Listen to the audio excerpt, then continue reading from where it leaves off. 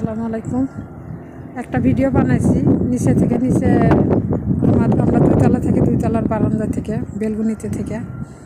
আসলে ছাড়তে চাইছিলাম না, লোভ সামলাইতে পারলাম না। দেন আমি আমার রুমে আইছি, কাজকাম শেষ করে ছাদে থেকে করতেছি। কি ভেড়ার পাল দেখছেন? এগুলা কিন্তু ভেড়া বলে না, এটি কিন্তু দুম্বা, খরব বলে। আর খরব বাতাস হচ্ছে অতিরিক্ত, পানি বাতাস, ঠান্ডা শীত কিন্তু প্রচুর, রোদও হচ্ছে বাতাসও হচ্ছে। ভেড়ারা এগুলো ভেড়ার পাল চড়াইতেছে। দেন টিলারের উপরে, টিলারের নিচে সুন্দর লাগতেছে মাশাআল্লাহ। ঘাস খাওয়াইতে নিয়েছে। ভেড়ারা আবার ভিডিও করতে দেয় না, ভিডিও করলে আবার পেছন করে ছাড়তে পারে। বাইরের ভেড়ারা তা আবার ভিডিও করতে দেয় না। ভিডিও করলে সমস্যা কি তোদের? ওরা আবার ভিডিও করতে দেয় না। আমি বারান্দা থেকে একটা ভিডিও বানাইছি এই জন্য যে ওরা মনে করছে যে গাছগুছ পাহারা দিচ্ছি, এই গাছের জন্য মনে হয় নষ্ট হবে গাছগুলো। তাই আমার আবার বলছে পরে যে মাপি সেজারা খারবার, মানে গাছগুছ নষ্ট হবে না, এই কথা বলছে। আমি বলছি যে ঠিক আছে, গাছগুলো যা নষ্ট হয় না। আবার নতুন নতুন ছোটো ছোটো গাছও লাগাইছে, তো বাঁশি গাছ হচ্ছে, বাঁশি ফুটে ফুটে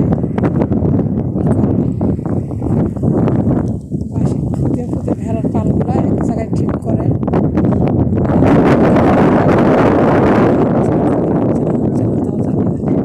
রোদও কিন্তু, মেঘ রোদ বৃষ্টি সব কিছু মিলাই এই দেশটা।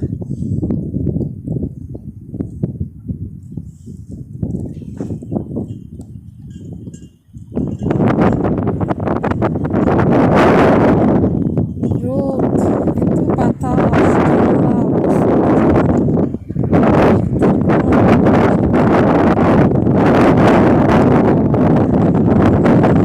বাতাসে এই দেশের মানুষের মানানসই, দেশের মানুষের কিচ্ছু হবে না।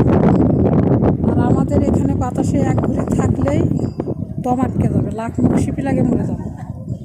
সুন্দর লাগতেছে যখন রাস্তা তুলবে না, ভেড়া পালগুলো সুন্দর লাগবে দেখি। রাস্তা কখন উঠে আমি এখন ক্যামেরা অফ করলাম। রাস্তার যখন উঠবে এক জায়গায় করবে তখন আবার তুলবো বাকিটা। সবাই ভালো থাকেন। আমি এই যে আমাদের রুম আইসি, খাইতে আইসি, কাজকাম শেষ করে রোদ উঠছে সুন্দর, বাকিটা বড় করবো না। যাই হোক বন্ধুরা, ভেড়ার পালগুলো আমি ভাবছিলাম রাস্তার থেকে করবো, ওই যে চলে গেছে ওই দিক দিয়ে কোনাতে তুলিছে, দেখা গেল না। রাস্তার উপর তুললে না ভেড়ার পালগুলো দেখতে খুব সুন্দর লাগতো। যাই হোক গেছে গা, ওই যে চিপার মধ্যে